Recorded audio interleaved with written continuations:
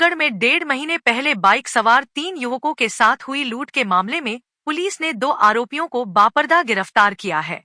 Police इनसे पूछताछ में जुटी है।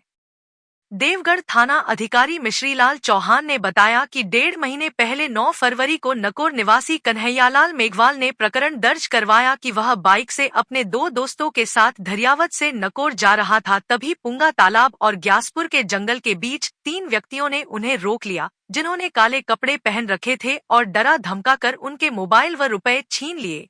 पुलिस ने मामले की गंभीरता को देखते हुए विशेष टीम का गठन किया और सीसीटीवी फुटेज और तकनीकी साक्ष्यों के माध्यम से वारदात का खुलासा करते हुए 2 बदमाशों को बापरदा गिरफ्तार किया। पुलिस इनसे पूछताछ कर रही है, साथ ही इनके तीसरे साथी की तलाश जारी है। प्रतापगढ़ शहर में विश्व गौरैया दिवस के अवसर पर क्षेत्रीय वन अधिकारी कार्यालय में एक विशेष कार्यक्रम का आयोजन किया गया। इस मौके पर जिला वन अधिकारी हरिकिशन सारस्वत एवं रेंजर दिलीप सिंह की मौजूदगी में पक्षियों के लिए परिंदे बांधे गए और लोगों को पक्षी संरक्षण के प्रति जागरूक किया गया। कार्यक्रम के दौरान वन अधिकारियों ने बताया कि गर्मी के मौसम में पक्षियों को जल संकट का सामना करना पड़ता है, जिससे उनकी संख्या में गिरावट देखने को मिलती है। यह दिवस पक्षी व अन्य जीव जंतुओं की सुरक्षा के लिए लोगों को प्रेरणा देने के लिए मनाया जाता है। उन्होंने कहा कि लोगों को अपने घरों के बाहर पशु पक्षी के लिए पीने के पानी की व्यवस्था भी करनी चाहिए। विशेष रूप से गौरैया पक्षी की संख्या में बीते वर्षों में लगातार कमी आई है। ऐसे में परिंदे बांधने की पहल पक्षियों के जीवन बचाने में कारगर साबित होगी। इस अवसर पर आमजन को भी परिंदे वितरित किए गए और उन्हें अपने घरों, छतों, आंगन और पेड़ों पर परिंदे बांधने के लिए प्रेरित किया गया। अधिकारियों ने कहा कि छोटे छोटे प्रयासों से बड़ी सफलता हासिल की जा सकती है। पर्यावरण को संतुलित बनाए रखने में पक्षियों का विशेष योगदान होता है। आज 20 मार्च 2025 है और ये विश्व गौरैया दिवस के रूप में मनाया जाता है।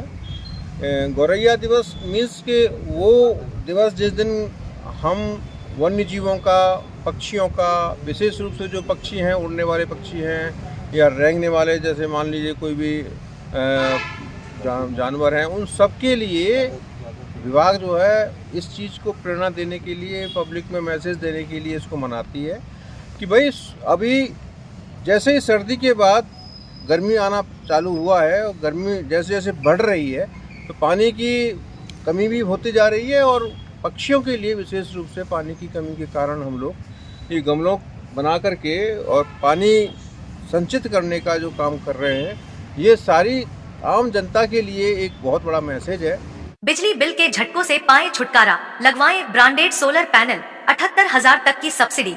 अधिकृत विक्रेता Sunrise Traders, Neemuch road, Pratapgarh. संपर्क 7597615453।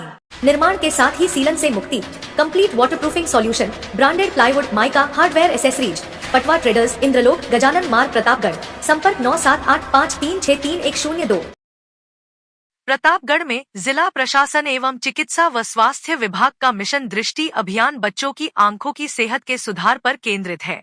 जिला कलेक्टर डॉक्टर अंजलि राजौरिया के नवाचार के अंतर्गत वर्तमान में आंगनवाड़ी में रजिस्टर्ड बच्चों की आंखों की स्क्रीनिंग की जा रही है। सीएमएचओ डॉक्टर जीवराज मीणा ने बताया कि इस नवाचार के अंतर्गत प्राथमिक स्वास्थ्य केंद्र सिद्धपुरा में शिविर आयोजित कर नेत्र विशेषज्ञों द्वारा उन बच्चों की आंखों की गहन जांच करवाई गई, जिन्हें प्रथम स्क्रीनिंग के दौरान नेत्र संबंधी समस्याओं से ग्रसित पाया गया था। उन्होंने कहा कि आईसीडीएस विभाग द्वारा भी इसमें सहयोग प्रदान किया गया। प्रतापगढ़ में आमजन की समस्याओं के निवारण हेतु धरियावत की ग्राम पंचायत नाड़ में आज कलेक्टर डॉक्टर अंजलि राजौरिया की अध्यक्षता में रात्रि चौपाल का आयोजन किया गया।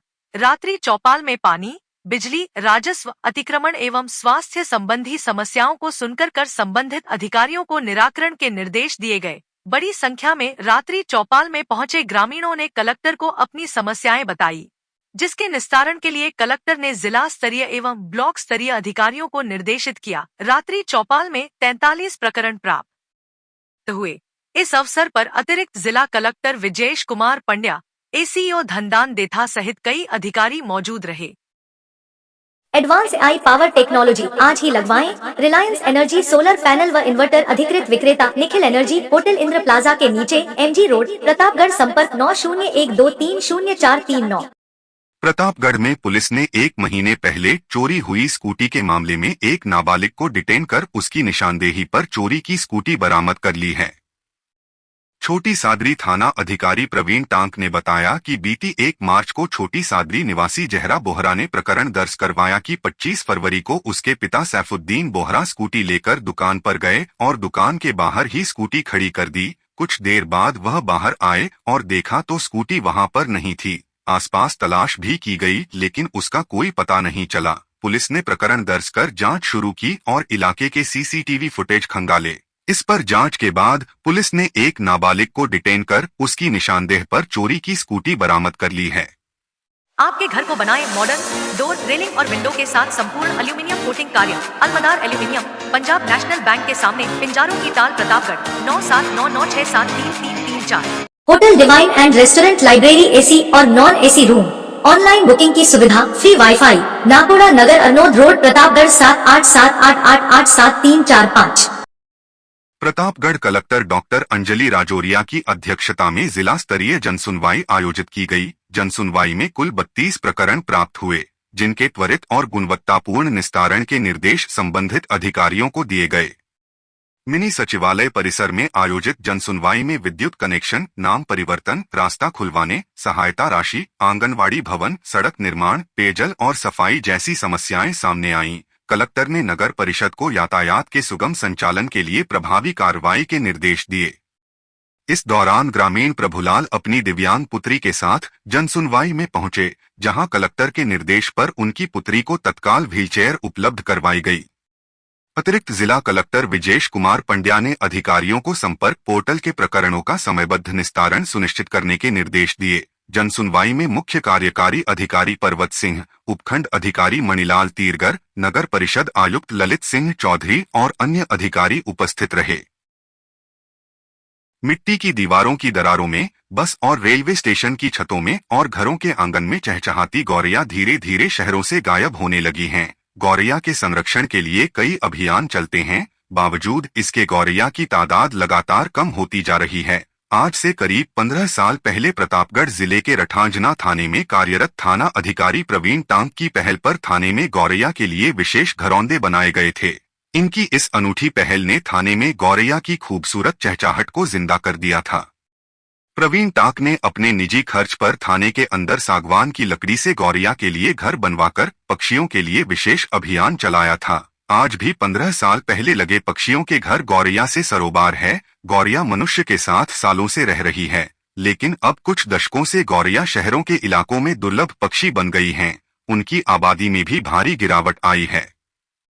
प्रवीण टांक द्वारा चलाई गई गौरैया संरक्षण की इस पहल को आज भी पुलिस जवानों और रठांजना के लोगों ने जीवित रखा है। रठांजना थाना आज भी गौरैया के नाम से जाना जाता है। थाने के भीतर गौरैया की बहुतादाद और हरियाली से आच्छादित घने पेड़ों के कारण यह थाना जिले में अपना अलग ही वजूद रखता है। वर्तमान थानाधिकारी भी इसके संरक्षण को लेकर प्रयास कर रहे हैं। 20 मार्च 2010 को विश्व गौरैया दिवस की घोषणा की गई थी, जिसके 2 महीने बाद ही प्रवीण टांक ने गौरैया के संरक्षण के लिए इस पहल की शुरुआत की थी। संसाधनों और आर्थिक सहायता के अभाव के बाद भी प्रवीण टांक ने अपने निजी खर्च संरक्षण का काम शुरू किया था।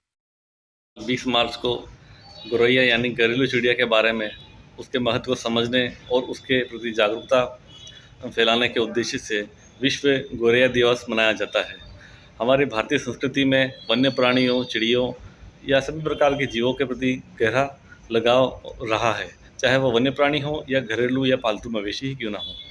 इसी के तहत हमारे देश में पहले जो मकान होते थे वह बिल्कुल ही पारिस्थितिकी तंत्र के अनुकूल होते थे और प्राकृतिक रूप से बहुत ही अच्छे होते थे, जिसके अंदर घरेलू चिड़िया गौरैया अपना घोंसला आसानी से बनाती थी और हमेशा उसे घर के आंगन में ही दाना पानी आदि मिल जाता था, जिससे उनकी संख्या बिल्कुल संतुलित मात्रा में भारत के अंदर थी।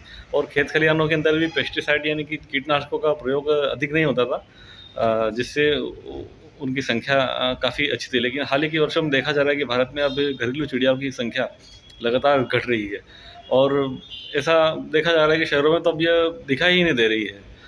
इसका पारिस्थितिक तंत्र पर बहुत ही बुरा प्रभाव पड़ रहा है।